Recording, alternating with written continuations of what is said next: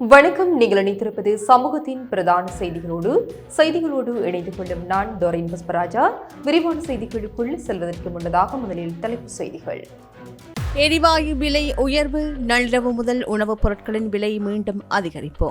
புத்தாண்டில் QR முறையில் ஏற்படவுள்ள மாற்றம், ஜனாதிபதி வெளியிட்ட அறிவிப்பு. இன்று பலத்த இடியுடன் கூடிய மழை, 20 மாவட்டங்களுக்கு சிவப்பு எச்சரிக்கை. சுழற்சி அடித்த காற்றால் கடலுக்கு செல்வதை தவிர்த்த மீனவர்கள், தொழிலாளர்களின் வாழ்வாதாரம் பாதிப்பு. மோதல்களை முடிவுக்கு கொண்டுவர திட்ட வரைவு, ஈரான் அமெரிக்கா அமைதி ஒப்பந்தம். உடம்பின் பல பகுதிகள் காணாமல் போகும் அபாயம், கடல் அரிப்பால் கடலில் மூழ்கும் கட்டிடங்கள், வீடுகள். சொகுசு வாழ்க்கை வாழும் லால்காந்த மக்களுக்கு நம்பிக்கை துரோகம் செய்துள்ளார் சஞ்சீவ பகிரங்க குற்றச்சாட்டு. புத்தாண்டு காலத்தில் 1000க்கும் மேற்பட்ட சுற்றி வளைப்புகள், வர்த்தகர்களுக்கு கடும் எச்சரிக்கை. அதிநவீன வசதிகளுடன் ஷபாரி பேருந்து சேவை ஆரம்பம். 2025ஆம் ஆண்டில் 10,000க்கும் மேற்பட்ட சிறுவர் துஷ்பிரயோக முறைப்பாடுகள் பதிவு. பயண பொதியை வைத்துவிட்டு தப்ப முயன்றவரை மடக்கி பிடித்த அதிகாரிகள், கட்டுநாயக்காவில் பரபரப்பு. அவை எமது தலைப்பு செய்திகள். இனி தொடர்பான விரிவான செய்திகள். Fourth Monkey Connect coming soon. சமையல் எரிவாயு விலை அதிகரிப்பால் இன்று நள்ளிரவு முதல் அமலாகும் வகையில் ரைஸ், கொத்து மற்றும் உணவு பொதி ஆகியவற்றின் விலைகள் அதிகரிக்கப்பட்டுள்ளன. அகில இலங்கை சிற்றுண்டிச்சாலை மற்றும் விருந்தக உரிமையாளர்களின் சங்கம் இந்த அறிவிப்பை வெளியிட்டுள்ளது. இதன்படி ரைஸ், கொத்து மற்றும் உணவுப் பொதி ஆகியன 20 ரூபாவால் அதிகரிக்கப்பட உள்ளது. அதே நேரம் தேங்காய் எண்ணெய் விலை குறைந்துள்ளதன் காரணமாக சிற்றுண்டிகளின் விலை 10 ரூபாவால் குறைந்துள்ளது. நேற்றைய தினம் சமையல் எரிவாயுவின் விலைகள் திடீரென்று பாரியளவில் அதிகரிக்கப்பட்ட நிலையில் இவ்வாறு உணவுகளின் விலைகளில் மாற்றம் செய்யப்பட்டுள்ளது. வீட்டி கேஷ் அண்ட் கரி வீட்டி சூப்பர் ஸ்டோரின் கல்யாணி அன்னபூரணி பிராண்டில் அன்றாட வாழ்க்கையின் அனைத்து பொருட்களையும் ஒரே இடத்தில் பெற்றுக்கொள்ள வீட்டி கேஷ் அண்ட் கரி பாரிஸின் லாட்சப்பல். சமூகத்திற்கு தேவையான வினைத்திறனான விடயங்களை உள்வாங்குவதற்கான ஊக்கத்தினை அதிகாரிகள் வழங்க வேண்டும் என ஜனாதிபதி அனுரகுமார திசாநாயக்க தெரிவித்துள்ளார். நாட்டின் டிஜிட்டல் பொருளாதாரத்தின் புதிய மைல்கல்லை குறிக்கும் வகையில் தேசிய QR கொடுப்பனவுகளை பிரபலப்படுத்துகின்ற திட்டத்தை ஆரம்பித்து வைத்து உரையாற்றும் போது ஜனாதிபதி இதனை குறிப்பிட்டுள்ளார். சமூகத்தில் நிலவுகின்ற சில சிக்கலான பிரச்சினைகளுக்கு தீர்வு காண வேண்டுமானால் ஒரு நாடாக நாம் டிஜிட்டல் பரிமாற்றங்களுக்குள் நுழைய வேண்டும். முறைசாரா பொருளாதாரத்தை முறை சார்ந்த பொருளாதாரமாக மாற்றுவது தமது நோக்கம் என்றும் குறிப்பிட்டார். துறைகளை டிஜிட்டல் மயமாக்குவதன் மூலம் $15 பில்லியன் டிஜிட்டல் பொருளாதாரத்தை கட்டியெழுப்பும் இலக்கை அரசாங்கம் கொண்டுள்ளதாக குறிப்பிட்ட ஜனாதிபதி, கொடுக்கல் வாங்கல்கள் தொடர்பில் சிறந்த கலாச்சாரத்தை கொண்டுள்ள எமது சமூகத்தில் இந்த புதிய முறைகளை எவ்வாறு பிரபலப்படுத்துவது என்ற சவால் அரசாங்கத்திடம் உள்ளதாக கூறினார். QR என்று சொன்னாலேயே மக்களின் நினைவுக்கு வருவது எது? எரிபொருளை கட்டுப்படுத்துவதற்கான ஒரு கருவி. QR ஊடாக உரம் வழங்கப்பட உள்ளதாக கூறிய போது உரத்தையும் குறைக்கப் போகின்றார்கள் என்ற கருத்து உருவானது. இவ்வாறு QR என்பது இறுதியாக கட்டுப்படுத்தல் என்ற ஒன்றிற்குள் சுருக்கப்பட்டுவிட்டது. எனவே கொடுக்கல் வாங்கல்களுக்கும் இது கொண்டுவரப்படுகின்ற போது இதுவும் ஒரு கட்டுப்பாடா என்று மக்கள் நினைக்கக்கூடும். அதனால் இது குறித்து ஒரு விசேட விழிப்புணர்வு திட்டம் அவசியமானது. ஆரம்பிக்கப்பட்டுள்ள இந்த நடவடிக்கையின் மூலம் எமது நாட்டில் QR குறியீடுகள் ஊடாக இடம்பெறுகின்ற அனைத்து கொடுக்கல் வாங்கல்களையும் மிக வேகமாக பிரபலப்படுத்த முடியும் என்று நாம் நம்புகின்றோம். இதொடர்பில் வங்கிகள் மற்றும் நிதி நிறுவனங்களுக்கு பாரிய பொறுப்பு உள்ளது. பல நிதி நிறுவனங்கள் இப்போது புத்தாண்டுக்கான விளம்பரங்களை உருவாக்கி வருகின்றன. இந்த வாய்ப்புகளை பயன்படுத்திக் கொண்டு புத்தாண்டு கால கொடுக்கல் வாங்கல்களை QR குறியீடுகள் ஊடாக மேற்கொள்ளப்படுகின்ற கொடுக்கல் வாங்கல்களாக மாற்ற முடிந்தால் அது ஒரு சிறந்த திருப்புமுனையாக அமையும். அப்போது மக்கள் அதனை ஏற்றுக்கொள்வார்கள். எமது சமூகம் புதிய விடயங்களை ஏற்றுக்கொள்ள தயாராக உள்ளது. ஆனால் புதிய விடயங்கள் கவர்ச்சிகரமானதாகவோ அல்லது இலகுவானதாகவோ இல்லாவிட்டால் மக்கள் அதனை ஏற்றுக்கொள்ள மாட்டார்கள் என்று ஜனாதிபதி குறிப்பிட்டுள்ளார். நாட்டின் பல பகுதிகளுக்கு கடும் மின்னல் தாக்கம் ஏற்படக்கூடும் என வளிமண்டலவியல் திணைக்களம் சிவப்பு எச்சரிக்கை விடுத்துள்ளது. மேல் சப்ரஹவா, மத்திய, வடமேல், வடமத்திய மற்றும் வடமாகாணங்களுக்கும் காலி, மாத்தறை மற்றும் திருகோணமலை ஆகிய மாவட்டங்களுக்கு மின்னல் தொடர்பான எச்சரிக்கை விடுக்கப்பட்டுள்ளது. 20 மாவட்டங்களுக்கு சிவப்பு எச்சரிக்கையும் 5 மாவட்டங்களுக்கு மஞ்சள் எச்சரிக்கையும் விடுக்கப்பட்டிருக்கின்றன. இன்று பிற்பகல் 2 மணிக்கு பின்னர் நாட்டின் சில இடங்களில் பலத்த இடியுடன் கூடிய மழை பெய்யக்கூடும் என்று எதிர்பார்க்கப்படுகின்றது. எனவே மின்னல் தாக்கங்களினால் ஏற்படக்கூடிய பாதிப்புகளை குறைத்துக் கொள்ள பொதுமக்கள் தேவையான முன்னெச்சரிக்கை நடவடிக்கைகளை மேற்கொள்ளுமாறு கேட்டுக் கொள்ளப்படுகின்றார்கள். புத்தளம் உடப்பு கிராமத்தில் இன்று அதிகாலை தென்மேல் பருவக்காற்று திடீரென்று வீசியதால் மீனவர்கள் கடலுக்கு செல்வதை தவிர்த்துள்ளனர். அதிகாலை வழமை போல மீனவர்கள் கடலுக்கு செல்ல தயாராகிய நிலையில் காற்றின் வேகம் காணப்படவே அவர்கள் மீண்டும் கடலுக்கு செல்லாத வீடுகளுக்கு திரும்பிச் செல்வதை காணக்கூடியதாக இருந்தது.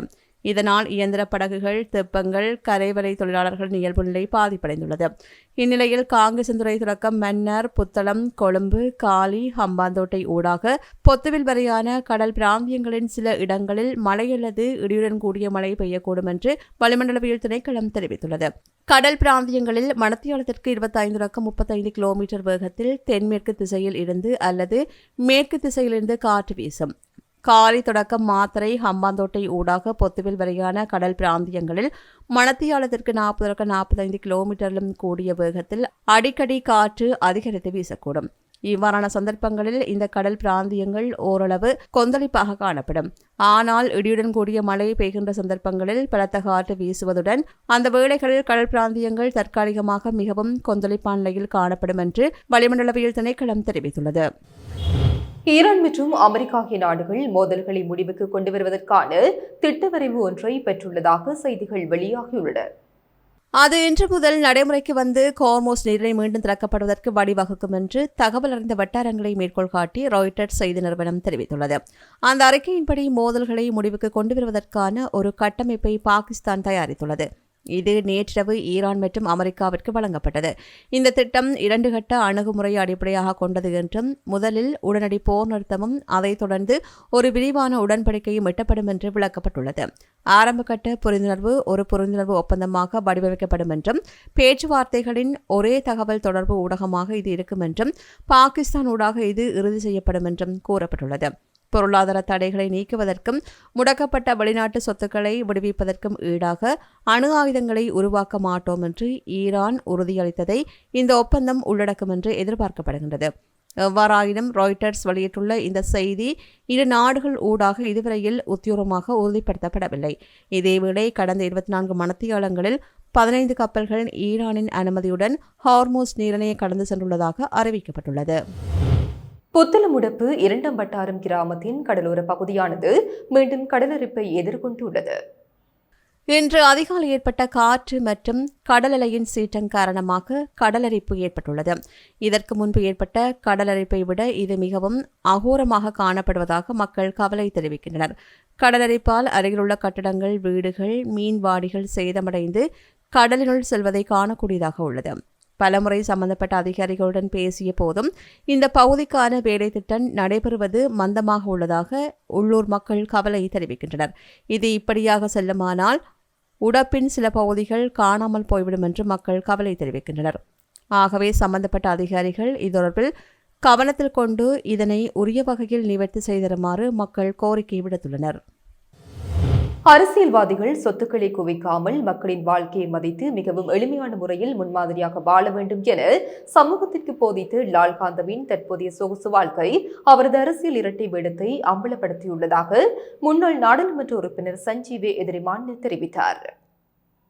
இன்றைய தினம் பத்ரமுல்லையில் உள்ள ஸ்ரீலங்கா பொதுஜன பிரமுனவின் கட்சி தலைமையகத்தில் இடம்பெற்ற ஊடகவியலாளர் சந்திப்பிலேயே அவர் இதனை தெரிவித்தார்.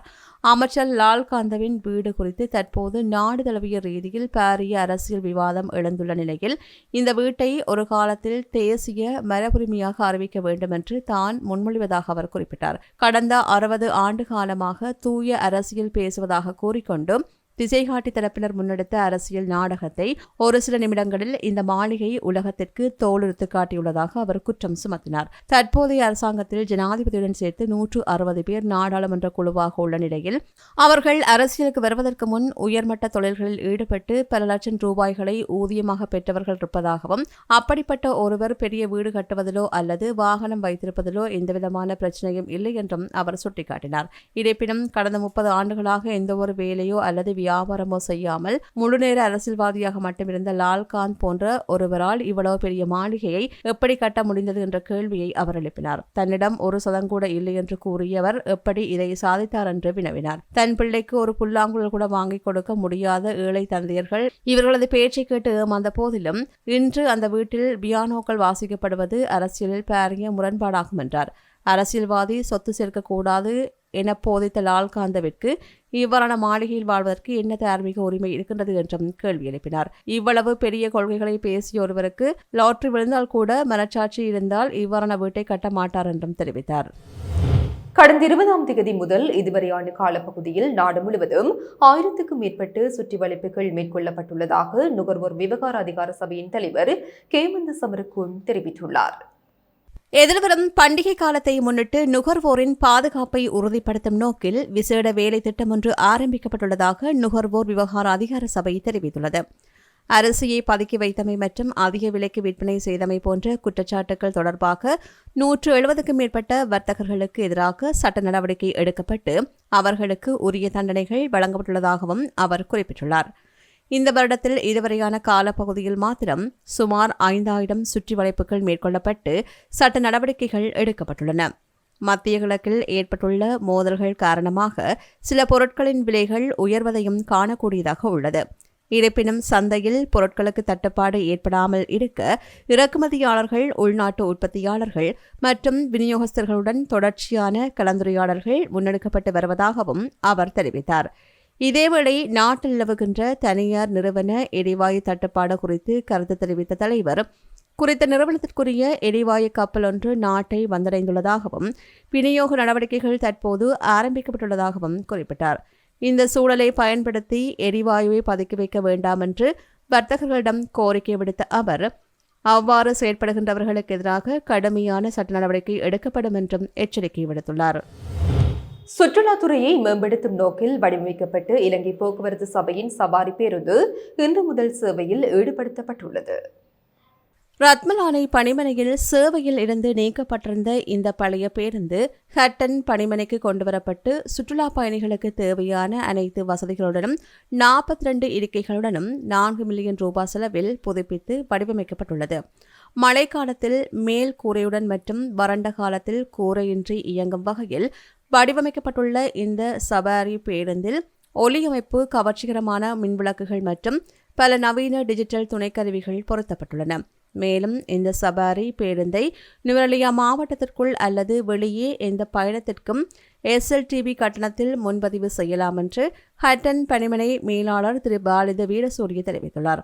இந்த பேருந்திற்கு தனி ஓட்டுநர் மற்றும் நடத்துனர் நியமிக்கப்பட்டுள்ளதுடன் சுற்றுலா தலங்களை பார்வையிடுகின்ற கட்டன் தொடருந்து நிலையத்திலிருந்து நல்லதண்ணி வரை இடம்பெறுகின்ற 2026-2027 ஆண்டு ஸ்ரீபாத மலை யாத்திரைக்கான சேவையிலும் இந்த பேருந்தை இணைக்க பணிமனை நிர்வாகம் திட்டமிட்டுள்ளது.